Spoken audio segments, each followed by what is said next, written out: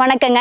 பொள்ளாச்சி பயோலேருந்து நம்ம இன்னைக்கு எங்கே வந்திருக்கோம்னா பொள்ளாச்சி அடுத்த சி கருமாண்டகவன்னூருக்கு வந்திருக்கோம். நம்ம பொள்ளாச்சி பயோ நிறுவனத்தை அணுகிய இளம் பட்டதாரி விவசாயிகளான திரு சபரி அண்ணா, திருமதி அபிநயா அவங்களுடைய தோட்டத்தில் தான் இருக்கங்க. இவங்க தென்னை, வாழை ஒருங்கிணைந்த பண்ணையாக மீன் வளர்ப்பிலையும் ஈடுபட்டு இருக்காங்க. நம்ம உரங்களை பயன்படுத்தி அவங்க என்னென்ன பலன் அடைஞ்சாங்க அப்படிங்கிறத அவங்கள கேட்டு தெரிஞ்சுக்கலாம். ஹலோ, வணக்கம்ங்க. I am Abhinaya. தோட்டம் வச்சிருக்கிறோம்.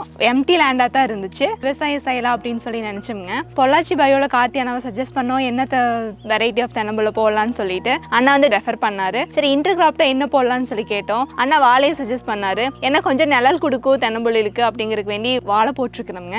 நாங்கள் பார்த்தா நேந்திர வாழைக்கன்னு போட்டிருக்கிறோம்ங்க. ஃபர்ஸ்ட் பார்த்தீங்கன்னா பூச்சி தாக்குதல் லைட்டாக ஸ்டார்டிங்கில் வந்துச்சு.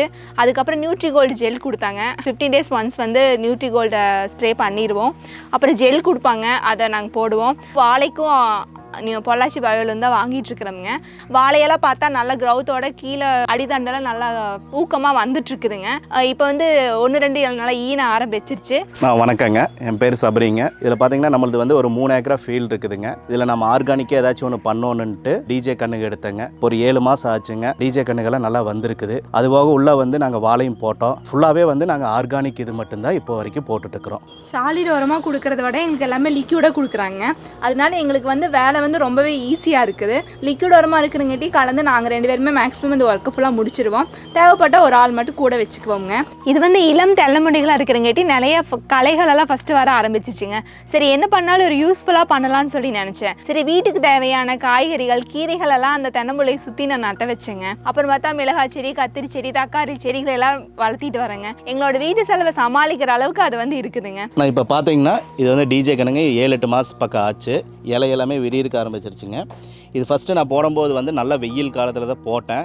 அப்போ தண்ணி கூடி பற்றாக்குறையாக இருந்துச்சு, சமாளித்து வந்துருச்சுங்க. அது போடும்போது பார்த்திங்கன்னா ஒரு 2-3 மாதத்துக்கு சனப்ப விதைகளை உள்ளே விதைச்சிட்டோம். அது ஒரு 40 days ஆகும்போது அதை மடக்கி அப்படியே உள்ளே மண் போட்டு மூடிட்டு அந்த சத்து க்ரோத்தும் இது வந்துக்குதுங்க. வேறு அழுகல் வராமல் இருக்கிறக்கும் வேர் வளர்ச்சிக்கும் சூடாமோனஸும் கியூமிக்கும் கொடுத்தாங்க. அதை நாங்கள் உள்ளே கலக்கி ஊற்றிட்டோம். இதுபோக பார்த்திங்கன்னா மாதத்தில் ஒருக்கா நாங்கள் நியூட்ரி கோல்டு ஸ்ப்ரே பண்ணிடுறோம்.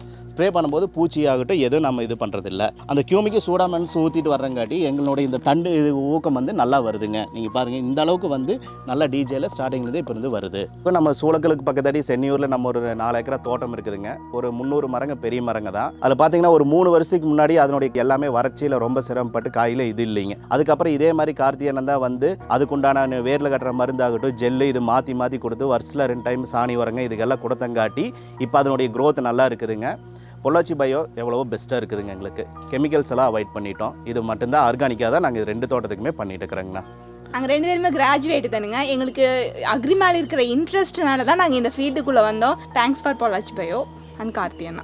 இந்த மாதிரி பட்டதாரி இளைஞர்களும் இளம் தம்பதிகளும் விவசாயம் பண்றது மகிழ்ச்சி தரக்கூடிய விஷயங்க. படிச்ச இளைஞர்கள் விவசாயத்தை நோக்கி வரும்போது கொஞ்சம் விழிப்புணர்வோட இருக்கணும். நீங்க சில விஷயங்களையும் ஞாபகம் வச்சுக்கணும். நிறைய பேர் கம்மியான முதலீடுல நிறைய லாபம் வரும் அப்படிங்கிற மாதிரியும் சொல்றாங்க. அதெல்லாம் என்ன ஏதுன்னு நீங்க ஃபுல்லா அனலைஸ் பண்ணி பார்த்துட்டு தான் கரெக்டான ஆளுகளுடைய வழிகாட்டுதலின்படி நீங்கள் வர்றதுக்கு நாங்க வரவேற்கிறோம்.